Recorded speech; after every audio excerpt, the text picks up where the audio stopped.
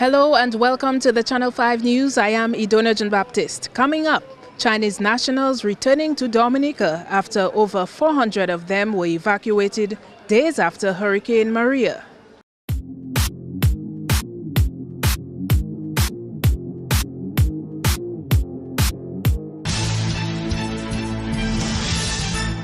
You could have found one or more Chinese stores on most of the streets in the city of Roseau. That was the case on King George V Street, which had 7 Chinese stores operating, including a Chinese restaurant. Chinese nationals, including those who owned businesses and those here for Chinese-funded projects, were evacuated from Dominica in a joint operation by the Chinese embassies in Dominica, Antigua and Barbuda, Barbados and Trinidad and Tobago. Recently, the Chinese are adding life back into commercial activity in Roseau as they are reopening their stores. Lee did not spend Hurricane Maria on island, but he returned from China 2 days ago to resume operations. He owns Lee Unit. 2 days, come back fix the stores. I'm lucky, have 2 stores.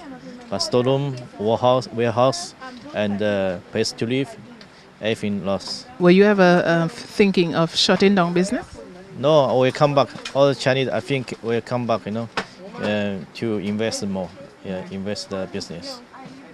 And as I can see, business has already started picking up for you. Yeah, little by little, yeah. Okay. How long ago did you open this Lee unit? Just yesterday, we'll try open. People come in, start buy something. A lot of Chinese come back to invest, to help the Dominica building again. The government of China had evacuated 462 of its nationals from Dominica. The first batch of 158 Chinese, including 2 Taiwanese, was relocated to Antigua and Barbuda on September 22, and a second batch of 304 arrived in Antigua on September 25. According to China's Foreign Ministry spokesperson Lu Kang, they were properly placed. Mr. Bin owns 3 stores in Roseau. He was transferred to Antigua following the disaster. He recently returned from Canada. So I sent my son to my sister, and my sister get a school for my son. After everything in Canada quiet, I come down to Dominica. I love Dominica, I am in Dominica about 15 years. I love Dominica. I have to try to start a business and, stick in Dominica. And after everything quiet, the business is all okay, so I can bring my family down, to the school for the child, and get a home for my wife. But up to now, only me alone. Okay, I understand. Right, so I have to start to try, to walk, So everybody, they have to do that, to do themselves work, to get the thing up. Their plight was no different from everybody else who suffered loss after the hurricane. In fact, some of them had it worst. The hurricane was taking my home. Since the hurricane go, the people just open the door and take everything go. I have live there, is nowhere to go, and the only place I have there. So I have a free store, 2 storeroom. The 2 storeroom, the people breaking it and take everything go. And the other store by the bridge, the people breaking it and take to go everything, is empty. The people take a knife, to try open the window and breaking the glass, want to try go inside. Me and with my son, my son was holding me and crying. So what's to do? So I only can go and bring my son to my sister and come back to the business. You also have a branch on King George V Street. Right. King George V Street by the other side. Yes, there was the top, the roof gone, and plenty water go inside, and it's rusty, smelling. So I try to fix them and clean it. So I don't know take how long, so we can up the business, but I have to do it. We have move out the goods and waiting for the owner to fix the building, and I can come back. So what about this branch on Cross Street? This branch was fine. The only thing have some below the water, is going to the storeroom. I mean, the water is from under the river. The hurricane is bad. I understand, They have a lot of people doing the bad thing, rob the concrete under the store. It's making more damage. The Dominica Solid Waste Management Corporation not fazed by the high volume of plastic and canned goods coming into the country. Andrea Louis has that story. General Manager of the Dominica Solid Waste Management Corporation, Florian Mitchell, says the corporation does not see the increasing volume of plastic products and tin goods on the island as a major concern. Following the passage of Hurricane Maria on 18 September, there was an influx of relief items into the country as the regional and international communities sought to assist Dominica in her time of need. The most common form of relief items is bottled water and tinned stuff. Mitchell says that once individuals properly dispose of these recyclable items, there will not be major concern for an increasing volume of waste produced by the Dominican public. I wouldn't say it's a concern. To me, it's just having the proper mechanism in place to ensure that you deal with it in an environmental manner. As we were saying with plastic, if the general public could separate it, they could separate their glass. I mean, we already had systems in place where we were already collecting the material in that manner. I mean, we are going to receive a greater volume. So that's why we're asking the people, do not put it in your general refuse, separate it, and we'll come and collect it. Because those items are needed. And again, I saw my mom doing something this morning. I wasn't really paying attention, but I heard a tin, I heard a noise, and I realized she took a knife and she punctured the tin after she used it. And I was saying, hey, I didn't even tell her to that. But she's conscious that she may put that stuff out, somehow it may get some water, but if there is a puncture in it, the water will not stay in there. So she was kind of thinking, hey, mosquito control. So, and also if you use a hammer, you could also flatten that material. I mean, can you use a hammer, pound it down? So in terms of your volumes, your garbage container, your bin, whatever you use in your receptacle, in terms of your volume, you'll be able to bring down your volume to a A4 10th. If you could just simple things, because some of the things we may be getting from the general public is that I do not have a roof, so I don't have a house. So why are you telling me to store that thing at my home? So we say, hey, you could just use a hammer. If you just knock it, you shrink on the size, then you'll be able to store more material. I mean, the plastic is not going to smell, it's not going to create any problem. You could hold it at your home a little longer. For the collection, and the cans and the glass, you could put it out on a day and time as specified for your community. Mitchell says the facility in Forcolay sustained a lot of damage, and though the recycling equipment is not yet fully functional, the public is still encouraged to store the recyclable items for proper disposal. In terms of the large volumes of plastics that we're receiving, again, plastic waste, it doesn't smell. I mean, it will take up a lot of space. And if you notice some of the plastic material in terms of the plastic bottles, some of them, the PET material in there is very little. So you can shrink them or squeeze them in terms of the size, very, very easy. So you just twist it and then you minimize the volume. We will put out a collection schedule for the PET material specifically, because as you know, we have the PET shredder on island. We started shredding operation. Again, because of the hurricane, we have to again probably set up our roof, reassess the equipment to see how functional it is when our electricity component will recommence operation. But what we want to advise the general public is that in the interim, the things that you could do with your waste. Instead of putting all your stuff out. I mean, we've been advocating those things all the time in terms of reduce, reuse, recycle, separate your glass, separate your cans, separate your plastics. And we're still appealing to the general public to have that kind of setup. It's not because we are in this era of the hurricane, but those strong practices or those good habits should be maintained before, during, and after any tropical or hurricane. And your food waste, I mean, that is what is going to cause the organic waste. Yeah, the organic material. I mean, your dogs is going to try to get it, the rat is going to try to get it. And that we're saying, those material, you try to bury it as much as you can. If you have the airspace, you bury that material. Your cans, don't just put it out. I mean, the announcement, listen to the announcement on the radio when it's a collection system for your community, because one of the things that we had to do is because of the volume of waste, we had to reroute the collection schedule. So even if you're living in the Newtown area, our collection schedule was twice weekly. I mean, due to the road network and the conditions, we have scaled back those collections to once weekly. That was the General Manager of the Dominica Solid Waste Management Corporation, Florian Mitchell, calling on the Dominican public to properly dispose of their waste as the country continues to recover from the effects of Hurricane Maria. Reporting for Channel 5 News, I am Andrea Louis.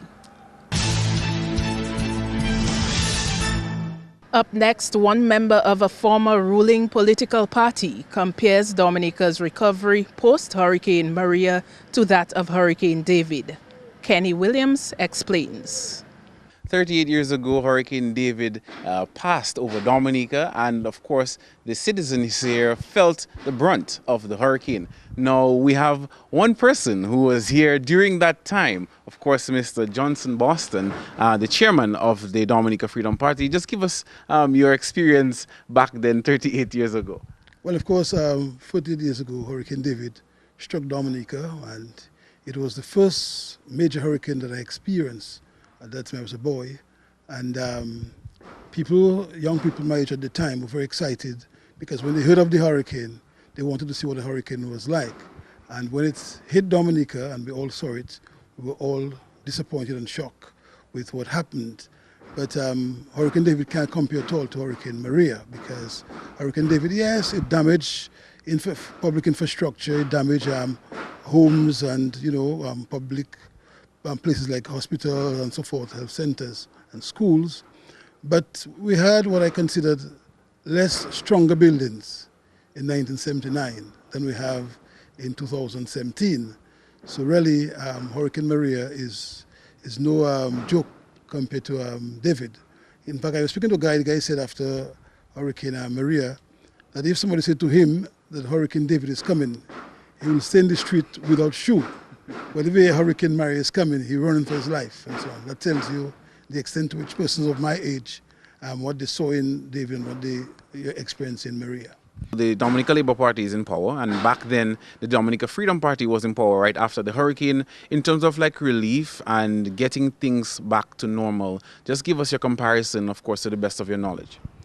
Well, after Hurricane David, when the US, the British, they came to rescue immediately. We had warship on our shores, and they were involved in the search and rescue and also in the recovery. And there was some looting, but not to the extent that we saw after Hurricane Maria, because in '79 you had the interim government in office led by Oliver Serafin, and you had Sir Brian Alleyne now and Charles Maynard, who were in this government, and other persons of different political persuasion were in the government. And then you had a serious police commissioner, I think Mr. Phillip, and he and permanent secretaries like the late Mr. Shaw and these people took control of stuff and ensured that things were managed properly. And immediately a national committee was set up. I think the present president, Mr. Savary, was chairman, and they did a fantastic job in managing the relief and the reconstruction of the following David. And what was good, though, you had in the various communities, there was committees, village councils that were involved, and persons went in and gave their names as volunteers. And the national committee ensured that everything was managed properly, and the community committees would take charge of the relief supply. And what happened was they would have a center where all these reliefs would have been, stored. And they took a data of all the houses in the area and the occupants of the houses. So they knew in every home the number of persons that were in the home. So, and then there was a day appointed each week for supply, and you would come in there from a line. Your name would, as soon as you get to the front of the line where the supply would be given to you, you had your containers and your, bags, whatever you take with you to get the supply. They give you supply for a week, and as you come in, your name is called, and they announce the number of persons in your house. So therefore you get food for you and persons in your house for a week. So say, for example, if I have 2 of us in my home, they'll not give me food for 10 of us, they'll give me for 2. So it was properly managed, and it was an open and transparent process.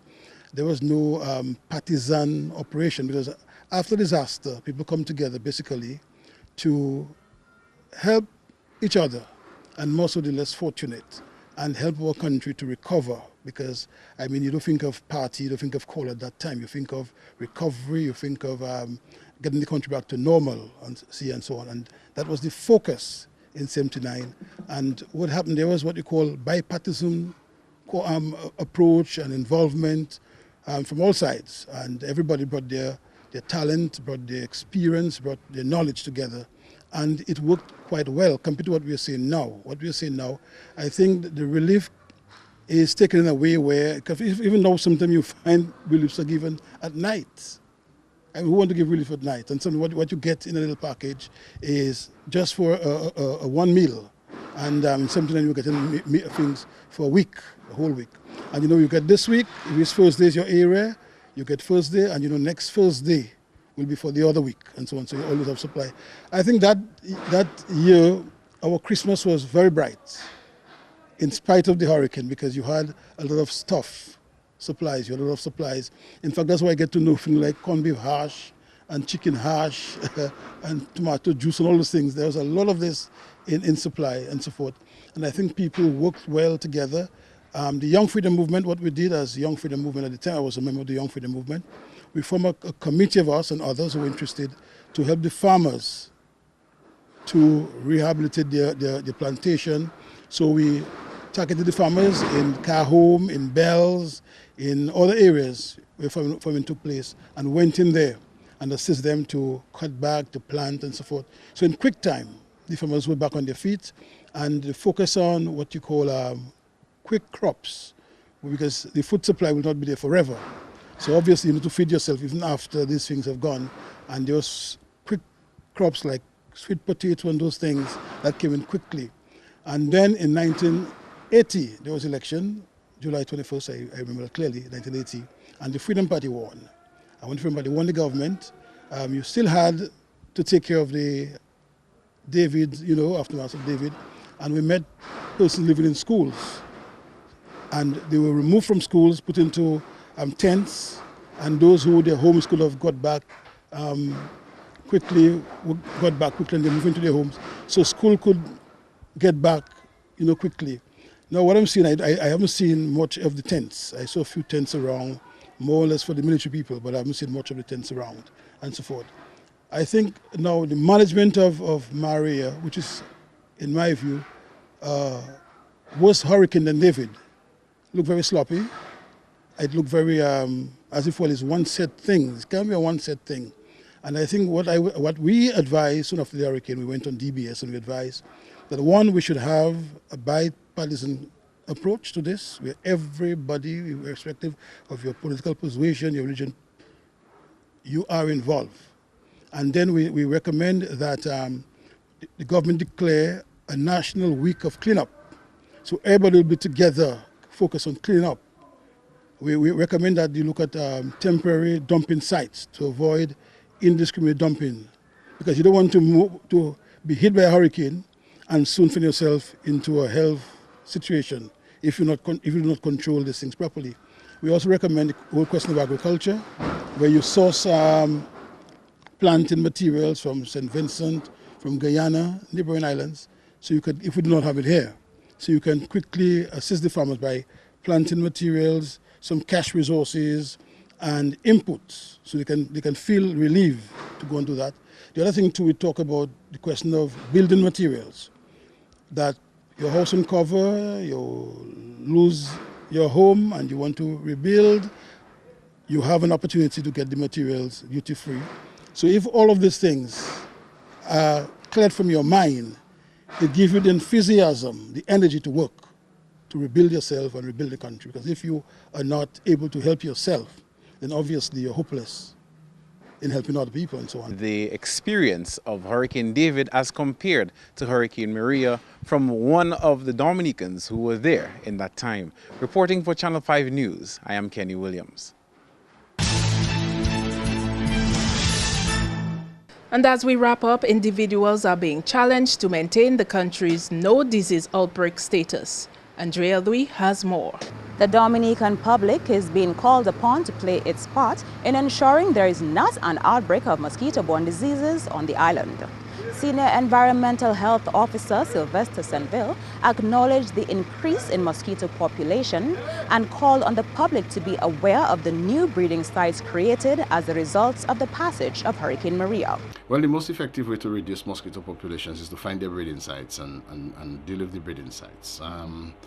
The mosquito which transmits many of our diseases, dengue, chikungunya, Zika, yellow fever, is the Aedes aegypti mosquito. They mainly breed in artificial containers. Containers such as pots and pans and, you know, these tins and bottles and tires and so on. So individuals should take a look at their compound, ensure that the compound doesn't have any of these containers collecting water, because as we know, many houses are uncovered, so water fall through, and containers in the houses may collect water. So, you know, these conditions can lead to a proliferation of mosquitoes. We also have the Culex mosquito, which is the one that constantly bites, and, you know, people complain of it being a big mosquito. Yes. It doesn't transmit any diseases that we have in Dominica, but they do transmit disease. They have West Nile virus and lymphatic filariasis, or disease which they used to call elephantiasis, you know, where it causes swelling of the legs. We do not have those diseases in Dominica, fortunately, so we do not expect us to have it after the storm. Normally after a storm, we are concerned with the disease we had before the storm. So unless it is introduced into the country by somebody, you know, so we expect to manage. We've been managing. I mean, the Ministry of Health has done a tremendous job at managing epidemics and outbreaks, and we have a surveillance system that is effective, identification of the diseases and conditions and prevention measures implemented as soon as we find any of those diseases. So we are complementing that surveillance system, that environmental health, by doing the prevention activities. So we go out, and then if one case of a disease is identified, we go out immediately and we try to curtail the spread of that disease from where we have identified that disease. So that's the way we work. That was Senior Environmental Health Officer Sylvester Senville calling on the public to play its part in ensuring there is not an outbreak of mosquito-borne diseases on the islands in the wake of Hurricane Maria. Reporting for Channel 5 News, I am Andrea Louis.